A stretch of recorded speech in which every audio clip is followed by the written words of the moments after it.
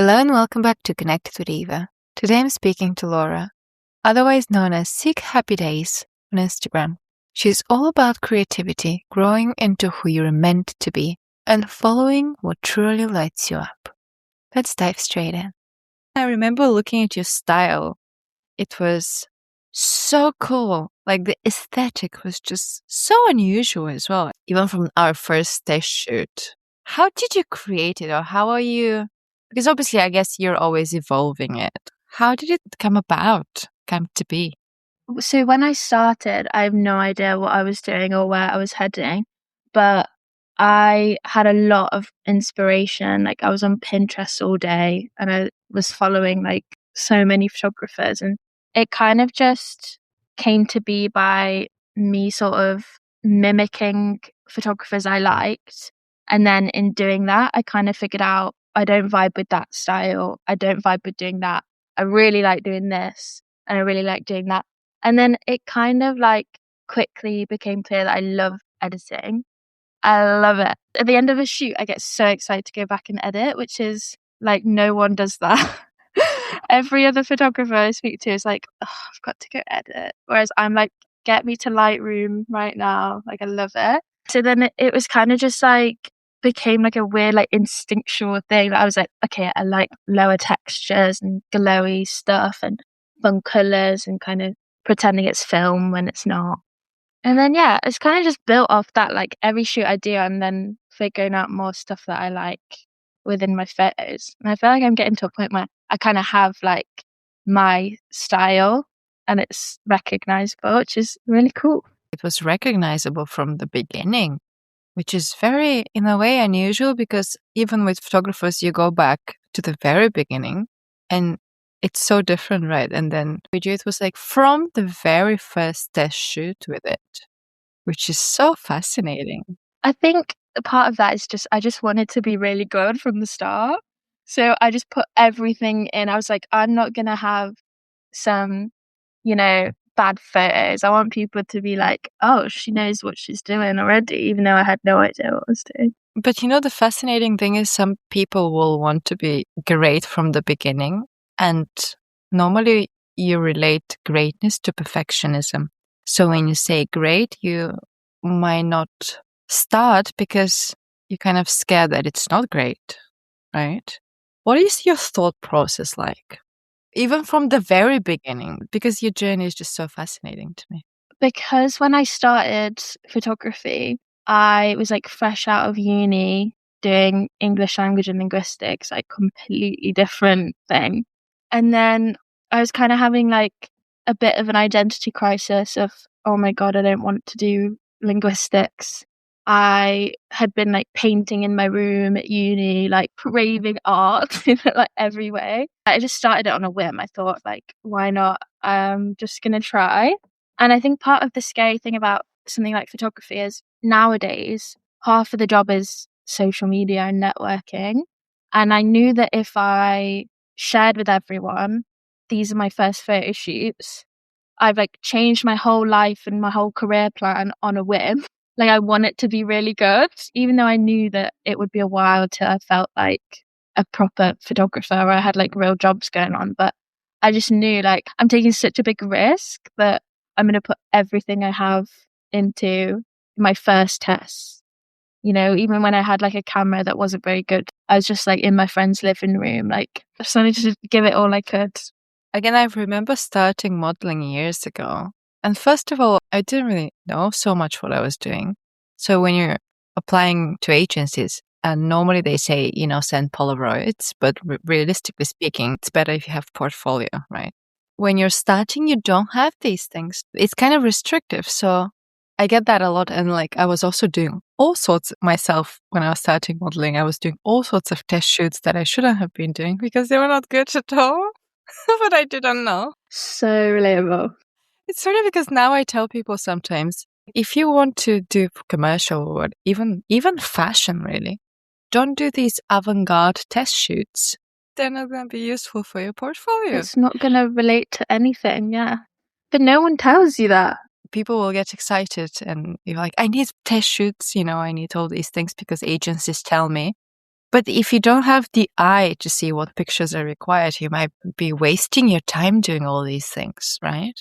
And then you spend 8 hours wandering the streets of London and none of the pictures are usable. This happened to me. Actually, I signed with a new agent who was a fashion agent, and he sent me to a photographer who was quite good. However, it was something like the makeup took about 3 hours, and it was very windy because it was outside, and she didn't want to release any of the pictures. That's so interesting because from my perspective, like I've definitely done shoots where like there's some I don't love, but they really want them. And it's never crossed my mind to be like, never put them out. It's just part of the process, isn't it? It's funny because sometimes I'll go speak to people and there will be different opinions on the matter.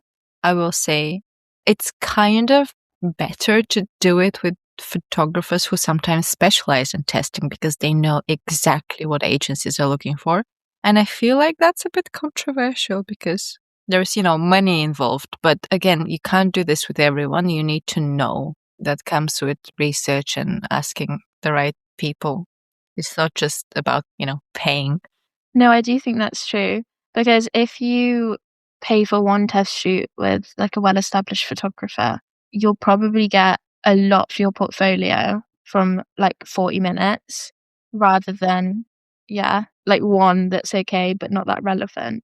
But then also, I don't know, like when you're starting out and you don't know how to pose in front of the camera yet, like go ahead and test with photographers that's their first shoot. You're both helping each other.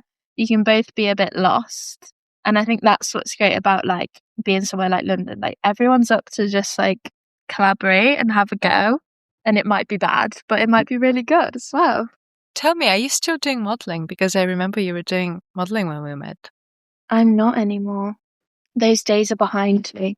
I realized like the most insecure I've ever been was when I was modeling, which seems like a big contradiction, right? Because people go to me and they're like, oh my God, you're a model. Like, you must feel so good about yourself. I'm like, no, no. I think it was just like the constant comparison, constantly. Every time I go for a job, it's like the back of my mind would be like, well, you weren't as good as that person, which obviously isn't true. But yeah, I think it just took a toll, especially because alongside starting photography, you get so many rejections. Like, it's taken until like recently for me to not feel like every email I sent was a rejection. And it's just part of the process, there's like thousands of people trying to do the same job and it takes a while to get good. So it's going to happen. But I think, yeah, just that combination of like both sides of my careers was just a lot of rejection. I just had to like put my mental health first and be like, you know what? I don't have to be getting all these emails that are making me like stressed to open my phone, like I can separate from that. It was definitely a good decision for me. Sometimes I feel like I'm the biggest person, even though I'm a size 8, because there's so much of, I'm so sorry, but actually the client doesn't want to go with you after all because your hip is 37. It's crazy. That was part of it for sure, because I would get cast as their plus size person. And I'm like, at the time, that was probably like a 12 to 16, which is, at most average. And like, it took a lot personally. I was a really skinny teenager. And it took a lot for me to be like, yeah, like I'm a woman now and I've gained weight and that's really normal. And then you go to these shoots and they're like, okay, yeah, you're our big model. We've got you all these clothes and we've taken your measurements and it should be perfect. And you go and nothing fits. I'd be there trying clothes on, nothing would fit. And like, all love to the stylist. Like they've put together like a whole rack of clothes for me. And I'm like, I can only wear one of those things. Oh, it's just soul crushing. But I had so much fun. Like I did so many shoots that was like amazing. And like, I felt so cool. And like there's life moments that, like I was on bus stops in Oxford Street. Like that's crazy. But then, yeah, the other side of it, the real side of it was just like stabs to the mental health and the confidence, But I do look back with fondness. Like when I'm behind the camera, the whole shoot, my brain is constantly going. I've got like 1,000 things to think about. It's all technical. Then when I'm in front of the camera, I'm just having fun. Yeah, I get to play dress up. I get to have fun. It's one of the reasons I started the podcast, really, because I was like, you need to do something that you're in control of yourself. How do you create your vision? Well, I am like the biggest mood boarder ever. I have a folder on my laptop of random ideas that have just come to me. And I've like made the mood board just in case one day someone contacts me and they're like, we want this vibe. And I'm like, I've got 10 ideas ready. I'll be like watching a movie maybe, or I'll just like go off on a tangent in my brain and like a concept will come to me, or I'll be having like conversation with a friend about like, I don't know, their position in society. And I'll be like, I have to make a shoot out of that. That's my favorite thing to do with my own projects is like an editorial that is like politically charged. I love that because I think at the end of the day, art is like so political. And especially at the moment, like if I can make something beautiful and also tell a story and show off a group that aren't like as represented, oh my God, dream. That's the dream. So yeah, I think a lot of my ideas come from that. And then they kind of spin off into like a more fantastical, like storybook vibe. Like I love all things like fairy tale. I'm definitely like an artsy girl who's had to learn to be technical for the job. Whereas some photographers I know are like super techie, know all the gear, love stuff like that, and then learn to be artsy for the job. It's a long process, like you say. And when you're genuinely passionate about something, because then you spend the time to learn. And at the beginning, you might not be, getting paid for things. If you're doing something without feedback or without income, that's when you're on the right track. Oh yeah. Right at the beginning, because it's very easy to do something and then get feedback, whether that's monetary feedback or any kind of feedback. But if you're not, that's when it's really telling if it's your thing or not. I do get that. Like I'll be at a point where I'm so busy and like this week I've had like back-to-back shoots and I'm editing like in bed at 7 a.m. like and I've felt so overwhelmed. And then I've been like, wait, this is so fun. This is what I've dreamed of doing a couple years ago. Like I would never think that I would be able to be at this point where I'm getting like emails and bookings like this. Like it is the absolute dream. So when I get stressed about it, it kind of makes me laugh because I'm like, I basically created this job for myself. Like I made up this job and I worked so hard for it. And it's kind of like a privilege to be stressed about it. Like it's a privilege to get to be like overwhelmed because I have so much to edit, because I was doing this for free. Yeah, for so long.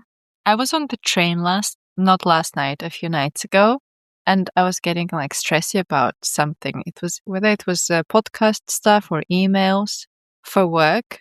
And then I stopped myself and I was like, oh my God, a previous version of me. What wouldn't she do to have this life? Right? And we have the audacity to sit there and complain about it. Like we've wanted this so bad. It's so funny. It's funny because we don't dream of just having a lot of free time, right? When you're thinking about what we dream about in the future, it's not like we dream about having a lot of free time to lie in bed and do nothing, right? It's such like a human thing to be like, I want this so bad, and then we get it and we complain about it. The words we tell ourselves are obviously really important because if I use the word overwhelmed, that has a really negative connotation, right?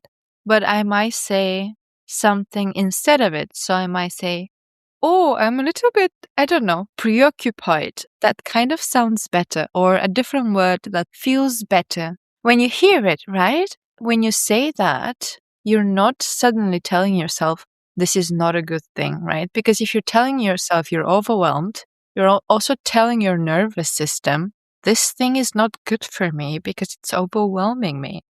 And actually, it's what you've been dreaming about, right? I feel like when you start progressing and expanding, it's also important to adapt the language you use. I think also it's so easy to downplay things. Like with me, I've I'm so bad at downplaying these. I had to take a moment a couple of months ago where I was like, no, I actually am doing well. I think I've spent so long being like, as soon as I reach a goal, I'm like, okay, what's next? And then I pretend that the goal wasn't huge for me at one point. I'm just like, yeah, I did that now, whatever. Not, I like forget to be excited about it. I'm excited about it for about 2 minutes. And then I'm thinking, okay, well, how can we be photographer number one in the whole world? It's like, I had to take a minute to be like, wait, I have actually worked hard and I've done well, which was really hard. And like, I get shy about it. When I'm like talking to my friends, I'll be like, oh, I'm just so busy and it's so awful and stressful. Instead of saying like, oh, I'm actually like, work's going well because I'm being booked and the busyness is actually like a sign of progress, It's funny how we want things, but sometimes we're not ready for them, right? Because we want something that means we're busy. And then when we get busy, we get paralyzed. So then we retreat back to a previous version of ourselves. If we want something, we also have to be comfortable with the reality of it. What is the next stage for you? Let's manifest something. I am at a point now where there's like, I've gotten really close to shooting some of my like dream people. I would love to photograph someone that I really loved as like a teenager. I was the definition of a fangirl as a teenager. Like I had my little Twitter fan account. Like I was obsessed. I was going to gigs every weekend. Like that would like heal my inner teenager if I could like go that full circle moment and photograph someone that I was listening to their music in my bedroom, being a little angsty teenager. That would be like so incredible. I feel like that would cure me. All my problems would go if I did something like that. This is a good version of therapy, Doing it for 14-year-old me, to be honest. Yeah. I think that's also a good thing to remember, like you said earlier, with, when you get overwhelmed and you realize, well, this is what you asked for. I think a good thing I do is like remembering like what teenage me would think about me now. She would be like so proud. Yeah, like you said, that's like the best therapy you could ask for because it's so easy to be hard on yourself. But even like living in London, like I wouldn't believe that. I'd be like, that's crazy. That was like such a dream of mine. And now I'm here and like you forget on the day to day that that was something you wanted so bad. I never could do any kind of editing ever. And then I started doing editing for the podcast, which I love. And then I recently started doing video editing, which I also love. But sometimes I'm not even going to stop, to say, well done. Also, it took you like no time to learn. But then some days I might concentrate on the fact that my Wi-Fi is not very fast. So I'm not uploading a clip instead of praising myself for this incredible progress. You've learned an entirely new skill from scratch. And that's huge. Yeah, it's so easy to be like, oh, I can't edit a whole movie yet. Like, oh, I'm terrible. It's so easy to do that, but how silly is that? Well, that would be, in a way, me before would kind of just abandon things if there's something like that. I read something very interesting. Great indicator for a healthy, healed or healing human being is when you're adaptable to shifting circumstances. So, right, things that don't necessarily go your way. And if that happens, you can adapt and you can react in a normal way. In my early 20s, I spent a lot of my energy into kind of understanding my like emotional reactions to things because it was so easy for like something little to be a final straw and then full like panic breakdown. Oh god, what am I going to do? But if I compare like how I would react a couple of years ago to now, the understanding of my like, emotional state and like what things stress me out and what things don't, I feel like I can now, sit and live in the stress for a few minutes and it's like, okay, but is it actually that bad? Or like, how can we move past it? Or like accepting that I'm a person and I'm allowed to have done things not perfectly. And like, that's fine. Especially with my work, like it's so easy to take it so personally when like a client wants something changing because, I've spent like hours on something and I really love it and I'm excited to show people. And then if they're like, can we actually change this? It's like, oh, okay, yeah, sure. Like it feels very like a personal thing, but it's absolutely nothing to do with you. Like they hired you for a reason. And it's very normal to have to like do another round of edits or something. It's very normal to have to change little things. And like it doesn't take away from what you achieved, you know? It's just a little something different. How did you become comfortable with that for yourself over time? That is probably like one of the most difficult things. And I'll still feel, anxiety when I get an email and it's like, okay, can we like change this, and this? When I send off the edits, I have to be like, they might not be the final ones, and that is also okay. And it doesn't mean that they hate all the photos and they're never gonna book me again. It's just like a very normal part of the process. But yeah, I think with that, it was just like a bit of exposure.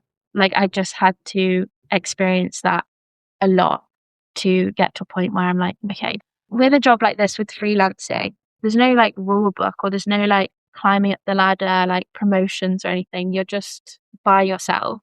You're just doing everything yourself. So you don't really know how it works, especially with me. Like I just threw myself into it. Like I didn't do any studio assistant or anything like that. So it was genuinely like clean slate. I don't know how this works. So I think it's just like getting comfortable took being anxious about it quite a lot and like having bad experiences to then realize, oh wait, it's actually fine. And there's always going to be another person that wants to book me, and there's always going to be another person that likes what I do. Yeah, so I think it's just a lot of getting used to it. Same. But also for me specifically, because it's a bit different for modeling, I kind of became comfortable more so when I started the podcast and I had something else going on. You don't have control specifically in that. So then when you start doing something that you're in control of and you're actively moving forward with, it kind of changed my perspective on, jobs rejection. Our first reaction is always going to be, oh God, or negative, because there's no world in which someone can tell you, we don't like the thing you've done, or we don't want to choose you, and it not feel bad, It's just getting to a point where you can accept that there's so many people doing the exact same thing as you, and it could be like the most random reason why you're not chosen. It's so random and absolutely nothing to do with you. You have to detach a bit, I feel like. But yeah, I get what you mean about the having your own projects kind of helping level things out. Because also, I think it's so easy that with me, like I get one slightly negative, like not even bad thing told to me, and I will catastrophize. I'll be like, "Oh, I'm so terrible at this." But then I get like really kind, like heartfelt compliments about my work, and I'll be like, "Oh, okay, thank you," and then I'll forget about it. Like it's so easy to hold so much weight on the slightly bad stuff, but then the nice stuff, it's just like, whatever, forget about it within 10 minutes. We've got to turn that round. The brain scans for negativity in order to protect us from danger. In a way, it's a normal reaction. And I think that's also something we need to remind ourselves. That instinctive reaction is normal as long as you move on from it. That's just you being a person with emotions. And it doesn't actually hold any like truth in anything else. I want to ask, if people want to get in photography or anything creative even maybe, what would you advise them to do to start with? The most important thing you can do is just keep making stuff. Even if it's bad or you don't have the money to book a studio. Like I've booked a studio once myself in my whole career. We went out on the street. You can just go out on the street and do it with what you have. And like, there's always ways to make cool things. Like, you can paint on a bit of paper you found. And that could be just as good as if you buy a big canvas of expensive paints. You just got to keep doing it. It's really important to stay true to yourself. Like we said about my style, I think I can get a lot of attention from clients because they know exactly what they're getting from me. They know that they're getting a certain, editing style or portrait style. Like they know that because I've created something that's so true to what I like that other people see that, they'll see that you love what you're doing, and it's going to like make other people love it too.